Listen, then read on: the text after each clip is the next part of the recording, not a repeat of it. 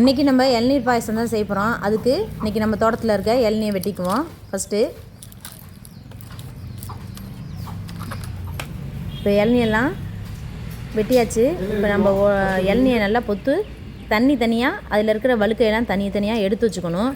ஏன்னா அதை வச்சு தான் இன்றைக்கி செய்ய போகிறோம். அதனால் தண்ணியை பூரா எல்லாத்தையும் உடச்சி ஊற்றிக்குவோம்.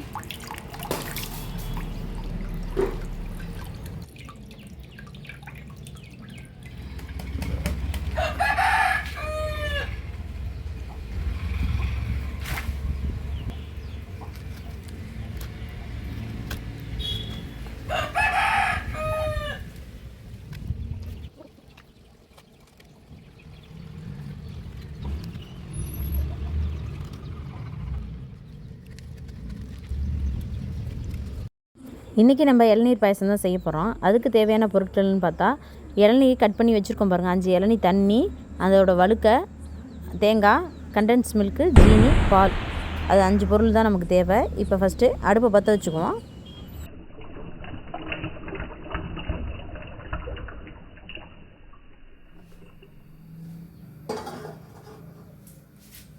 இப்போ நம்ம இதில் வந்து ஒரு 700 ml பால் ஊற்றிருக்கேன்.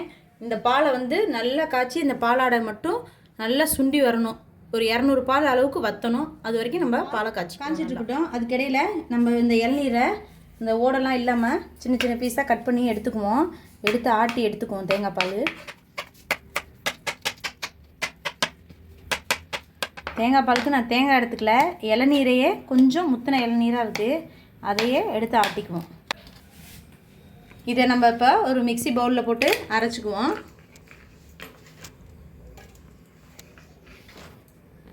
தேங்காவை அரைக்கிறதுக்கு நம்ம தண்ணி சேர்க்கக்கூடாது. நம்ம இளநீ தண்ணி எடுத்துருக்கோம் பார்த்தீங்களா, அதை ஊற்றியே தான் அரைச்சி எடுத்துக்கணும்.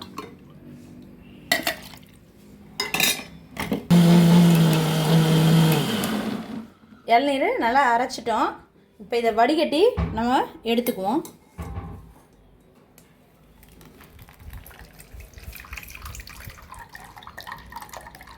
நம்ம இதை மட்டும்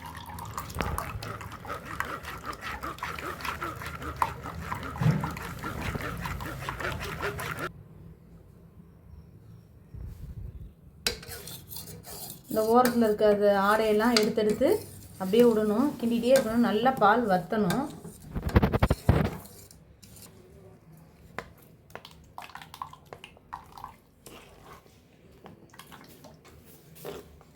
இன்னும் மிச்சம் இருக்கிறதையும் வடிகட்டி எடுத்துக்குவோம்.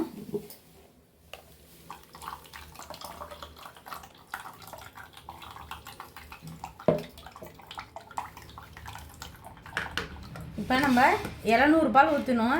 இப்போ 200 பால் அளவுக்கு நல்லா திக்காக வந்துருச்சு பாருங்கள். இந்த நேரத்தில் சுகர் வந்து இப்போ இன்னும் நம்மக்கிட்ட 200 பால் கிட்டே இருக்குது. அதனால் ஒரு 200 ml இதில் சுகர் சேர்த்துக்கணும். நமக்கு தேவைக்கேற்ப சேர்த்துக்கலாம். நான் இப்போ இதில் ஒரு 4 ஸ்பூன் சேர்த்துருக்கேன். ஏன்னா நம்ம கண்டென்ஸ் மில்க் சேர்க்குறனால அதுலேயே இனிப்பு அதிகமாக இருக்கும். அதனால் இப்போ சர்க்கரை கம்மியாகவே சேர்த்துக்கோம்.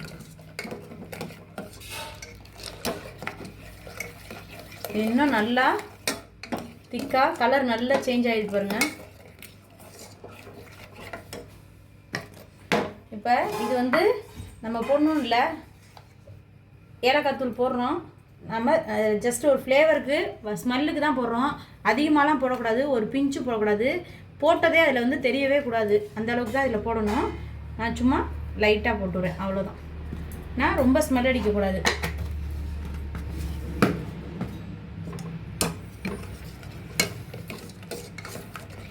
இந்த ஓடு இருக்குது பாருங்கள், தேங்காவோட ஓடு, இதெல்லாம் வந்து ஒன்று கூட இருக்கக்கூடாது. நல்லா கை வச்சு அப்படியே க்ளீன் பண்ணி எடுத்துக்குவோம். ஏன்னா அது ஓடெல்லாம் இருந்துச்சுன்னா நம்ம சாப்பிடும்போது வாயில் திப்பியாக ஒட்டும். அது ஒரு பெரிய டிஸ்டர்பன்ஸாக இருக்கும். அதனால் இதெல்லாம் எடுத்துக்குவோம்.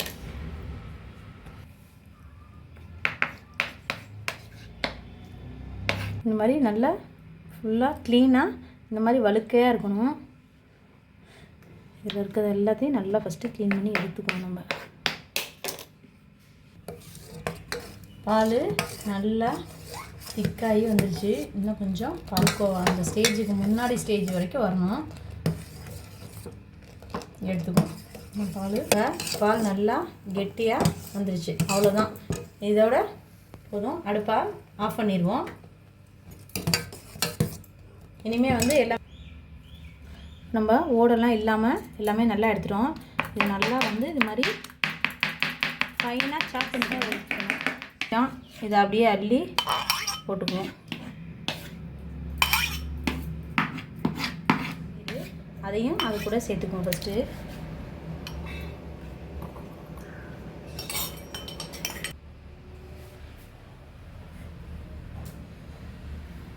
பால் காய்ச்சி வச்சுருக்கோம்ல, அதை ஃபஸ்ட்டு வடிகட்டிக்கணும்.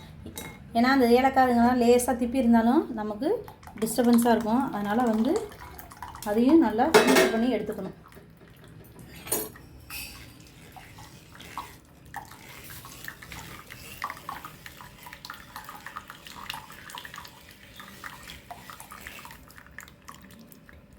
நம்ம தேங்காய் பால் வச்சுருக்கோம் பாருங்கள், அதையும் அது கூட சேர்த்து நல்லா வடிகட்டி எடுத்துக்குவோம்.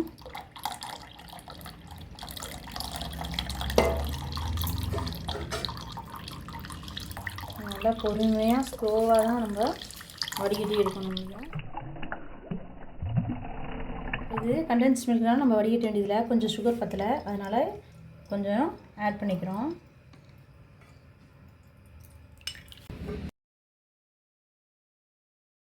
நம்ம வேணும்னா இதுக்கு கொஞ்சம் டெக்கரேட்டுக்கு பாதாமும் லைட்டாக பிஸ்தாவும் நம்ம இது மாதிரி போட்டுக்கலாம். அவ்வளோதான், நம்ம சுவையான இளநீர் பாயசம் ரெடி. இதை நம்ம ஒரு அரை மணி நேரம் ஃப்ரிட்ஜில் வச்சு வந்து ஃபில்ட்ரு பண்ணி வடிகட்டி இந்த மாதிரி செஞ்சோம்னா உண்மையான இளநீர் பாயசம் டேஸ்ட்டு நீங்களும் செஞ்சு பாருங்கள். நம்ம சேனலில் பிடிச்சிருந்தா லைக் பண்ணுங்கள், ஷேர் பண்ணுங்கள், சப்ஸ்கிரைப் பண்ணுங்கள். பக்கத்தில் இருக்க பெல் ஐக்கானை கிளிக் பண்ணிக்கோங்க. அப்போ தான் அடுத்தடுத்த வீடியோ உங்களுக்கு வரும்.